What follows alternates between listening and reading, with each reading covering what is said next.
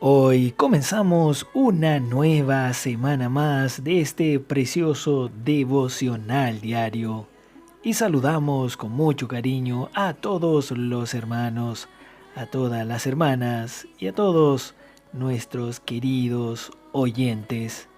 La serie que veremos esta semana lleva por título Obras mayores que estas harás. El verso de oración hoy lo encontramos en el libro a los Colosenses, capítulo 1, versículo 15. Los invitamos a leer juntos este versículo con toda oración y en el Espíritu. Él es la imagen del Dios invisible, el primogénito de toda la creación. Señor Jesús, Él, sí, Él, el único, no hay otro. Él es la imagen, sí, Él es la imagen del Dios invisible. Gracias, Señor, porque hoy podemos conocer a Dios.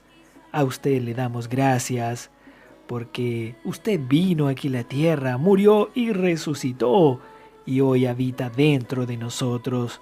Hoy podemos conocer al Dios invisible. Usted nos ha mostrado, usted vino con su vivir para que nosotros veamos quién es nuestro Padre Celestial. Y gracias también porque usted es el primogénito de toda la creación. Nosotros fuimos creados por causa suya, fuimos creados para usted como su pueblo, un pueblo escogido, separado y apartado para el servicio de nuestro Dios. Gracias, Señor, una vez más por darnos su palabra. Amén. Hoy presentamos Vivir una realidad espiritual. Amados auditores, hoy continuamos nuestra comunión dentro de esta nueva serie de mensajes que tienen como tema la palabra y el espíritu. Como habíamos visto anteriormente en el mismo Evangelio de Juan, en la serie anterior, el tema fue la palabra y el testimonio, para que los hermanos puedan comprender la razón de estos títulos. Echemos un vistazo en Primera de Juan, capítulo 5, versículo 7. Dice así: porque tres son los que dan testimonio en el cielo: el Padre, el Verbo y el Espíritu Santo, y estos tres son uno. Aquí el verbo, por supuesto, se refiere a la palabra. En la primera parte de esa primera serie abordamos desde los capítulos 1 al capítulo 13 de Juan y vimos al Señor venir a nosotros trayendo a Dios para nuestra salvación. Ahora, desde el capítulo 14, el Señor nos habla y nos dice que ahora Él se iba de la tierra y que regresaba con su Padre, pero también se iba para cumplir la obra de redención y que eso traería de vuelta una nueva realidad para los discípulos. En aquel momento, en aquella noche registrada aquí en Juan capítulo 13, fue un momento, una noche muy difícil. Eso es lo que vimos en los devocionales de la semana pasada, porque el Señor habló para ellos que Él iba a partir de este mundo, es decir, Él se iba a morir. También dijo que ellos serían dispersos, habló que uno de ellos lo traicionaría y habló además que Pedro lo negaría. Así que dentro del sentimiento de los discípulos, era como si hubiera llegado el fin y ya no había más esperanza. ¿Por qué? Porque el Señor se marcharía, se dispersarían y hermanos, principalmente porque sin la presencia del Señor físicamente para los discípulos, todo estaba acabado, todo había llegado a su fin. Además, habría alguien que lo traicionaría. Era terrible ese momento. Y estaba aquel que lo negaría. Mas, veamos ahora otro punto. El Señor mostró que a partir de los capítulos 14, 15, 16 y 17, que eso no era el final. Sí, que ahí no acababa todo, sino, queridos auditores, era el comienzo de una nueva realidad. Y también vimos la semana pasada, en el capítulo 14 y verso 6 del Evangelio de Juan, que Jesús le dijo: yo soy el camino y la verdad y la vida. Nadie viene al Padre sino por mí.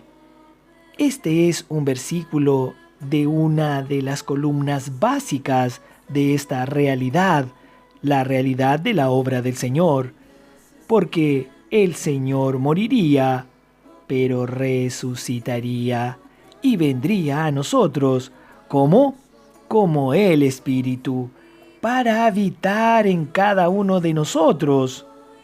Y de ahí habría una nueva realidad que surgiría en nuestro interior. El Señor siendo nuestro camino, el Señor siendo nuestra verdad, nuestra realidad, y el Señor mismo siendo nuestra propia vida. Este versículo 6 no podemos tomarlo como una doctrina, tampoco podemos tomarlo solo como una enseñanza, ni como un mero conocimiento. Mas este hermoso versículo precisa ser en todos nosotros una realidad práctica en todo nuestro vivir. Primero debemos estar claros de cómo es que entramos en este camino que es Cristo. ¿Sabe usted cómo? Pues es por medio de la cruz, es por medio de la obra de redención. ¿Por qué?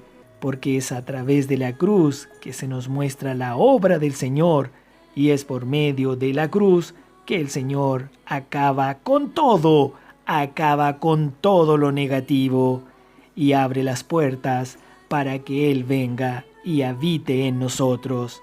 Y es así que comienza una nueva realidad en nuestras vidas. Es eso lo que el Señor desea hacer cada día en cada uno de nosotros, que podamos percibir y vivir la realidad espiritual. Ahora la pregunta es, dentro de nosotros, de manera práctica, hermanos, ¿qué concepto tenemos de Jesús? Seamos sinceros, con respecto a su presencia física o a su presencia espiritual, ¿qué causa más impacto en nosotros? ¿Su presencia física o su presencia espiritual? Yo estoy colocando esta situación. ¿Por qué? Porque muchas veces, en comunión con los hermanos, cuando estamos en la reunión, así disfrutando, y si aconteciere que el Señor viniera y entrara físicamente por aquella puerta, ¿qué haría usted? ¿Se quedaría sentado o se movería inmediatamente para ir a recibirlo? Otro ejemplo, si el Señor estuviera aquí físicamente, ¿usted cantaría de la misma manera que lo hace siempre o cantaría de una manera diferente? ¿Usted oraría o no de manera diferente si Él estuviera aquí? ¿Usted conversaría con el Señor o no lo haría? Pues yo puedo decir que la mayoría de los hermanos diría que sí cambiarían la forma en que se comportan normalmente. Pero ¿cuál es la diferencia entre la persona física y la persona espiritual? En principio no debería haber ninguna diferencia, ¿no es verdad? Mas, en realidad, la presencia espiritual debe ser absolutamente más fuerte para nosotros hoy. ¿Por qué? Porque hoy el Señor habita en su interior y habita en mi interior. Él habita y si usted lo mueve, salta para vida eterna como ríos de agua viva. Mas nosotros debemos reconocer que todavía tenemos un fuerte concepto de la presencia física. Y asimismo, cuando hablamos de que el Señor es el camino, la verdad y la vida en este versículo, todavía tenemos un concepto muy físico de este hecho y no de una realidad espiritual.